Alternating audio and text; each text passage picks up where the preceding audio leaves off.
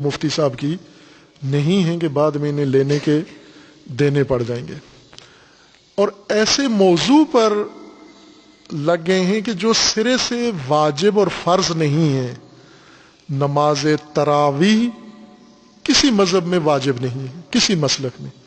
اب شیعہ کے ہاں تو یہ تراویح کا یہ طریقہ مشروع ہی نہیں ہے، چونکہ کوئی غیر واجب نماز جماعت سے نہیں پڑھ سکتے آپ. نماز جماعت کسی نفلی نماز کے لیے، سنت نماز کے لیے، غیر فریضے کے لیے نماز جماعت نہیں ہے شریعت میں. اور شریعت سے ہٹ کر جو کام ہو تو اس کو تو خود علماء بڑی شدت سے کہتے ہیں بدعت ہے یہ، لیکن اس کہتے ہیں بدعت حسنہ ہے، اچھی بدعت ہے تو ٹھیک ہے رہنے دو اس کو، چونکہ فائدہ ہوتا ہے اس میں. وہ یہ تو سب مانتے ہیں کہ رسول اللہ صلی اللہ علیہ وآلہ وسلم کے زمانے میں کوئی سلسلہ نماز شبہ رمضان کی نفلی نمازیں ہیں، فرادہ ہیں. نفلی نمازیں ساری فرادہ ہیں، جماعت سے نہیں پڑھ سکتے آپ کوئی نماز بھی. فریضہ نماز جماعت سے پڑھ سکتے ہیں آپ. یہ نماز نفلی ہے، سب جو پڑھتے ہیں ان کے نزدیک بھی نفلی ہے. ایک نفلی نماز اگر نہ بھی پڑھی جائے تو کوئی معصیت گناہ نہیں ہے، نہ بھی پڑھی جائے تو. لہذا اس کو اتنا اہم قرار دے کر، واجب سے بھی زیادہ اس کی اہمیت قرار دے کر اور اس پر اصرار کرنا، اور پھر اس کے لیے باقاعدہ سرکار سے معاہدہ کرنا، اور معاہدہ کر کے پھر اس کو ایشو بنانا، میڈیا میں اس پر حملے کروانا، یہ خود ہی سمجھا سکتے ہیں جنہوں نے کیا ہے، وہ علماء سرکاری جو جنہوں نے کیا ہے. یہ سرکار اور سرکاری دونوں فریق جو جمع ہوئے ہیں خود اس کی وضاحت کر سکتے ہیں کہ وبا نہ بھی ہو تو بھی یہ نماز واجب نہیں ہے، نفلی ہے. اور نفلی بھی ایسی نہیں ہے کہ جو سنت ہو، سنت نفلی بھی نہیں ہے، ایک اجتہادی نفلی کہہ سکتے ہیں آپ. اگر زیادہ سے زیادہ اس کا جواز نکالیں، اجتہادی نفلی نماز ہے. پھر اس میں کافی آپس میں لین دین بھی، اور باقی ساری دنیا میں معطل بھی ہے، تعطیل بھی ہے. کعبہ میں نہیں ہے، مسجد النبوی میں نہیں ہے، کسی بڑے عبادت گاہ میں نہیں ہے. واجب نمازیں جو ضروری ہیں ان کی جماعت کی بھی بندش ہے، تو یہ مستحب نماز کے لیے اتنا اصرار کیا گیا ہے. نماز جمعہ واجب ہے،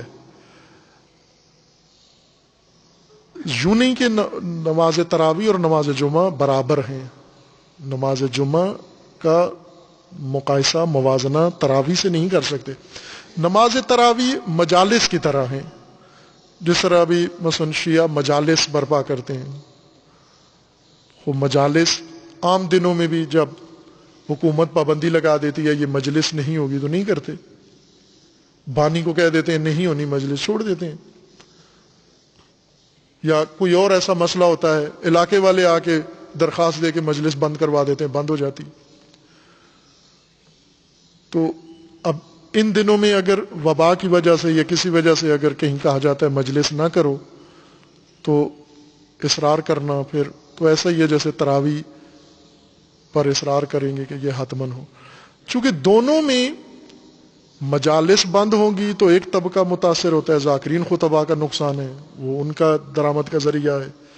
تراویح بند ہوگی، حافظوں کی چھٹی ہو جاتی ہے، انہوں نے اتنی محنت سے حفظ کیا ہے، تراویح کی خاطر ہی تو یہ سارا زور لگایا انہوں نے، یہی بند کر دیں کہ تو ان کو اگر حکومت یہ کہہ دے، طریقہ ایک یہ ہے کہ یہی فنڈ جو وبا کے لیے انہوں نے تقسیم کرنا ہے، اسی میں سے کچھ ان لوگوں کے لیے رکھ دیا جائے کہ جتنا تراویح پڑھانے سے ان کو ملتا ہے، تراویح پڑھائے بغیر ہر حافظ کو اتنا ملے گا. تو یہ ایک رائے حل ہے جو حکومت نکال سکتی ہے. یا مجالس مثلا ساکروں کو وہ فیس دے دی جائے جو مجلس پڑھنے کی صورت میں، چونکہ ان کو تو فیس سے غرض ہوتی ہے، مجلس نہ ہو یا نہ ہو، وہ تو کہتے ہیں جو طے شدہ تھی وہ مجھے دے دو، بس دے دو اس کو، تو اس کا وہ راضی ہے. تو وہ مسئلہ حل ہو سکتا ہے. لہذا حکومت اس کے لیے پیکج نکالے، اور یہ جو مشکلات کھڑی ہونے کا اندیشہ ہے اور بعد میں سب مساجد پر اور علماء پر اور دین پر ساری بات لے کر آئیں گے یہ میڈیا، یہ ایک شر، زیادہ بڑا شر پیدا ہونے کا خطرہ ہے. اس کو درایت سے مسئلے کو سلجھا سکتے ہیں. اتنا لازمی کام نہیں تھا تراویح جتنا اس کو بنا لیا گیا ہے. نماز جمعہ واجب ہے. واجبات کے بھی قانون ہیں. وہ یہ کہ جب اضطرار ہو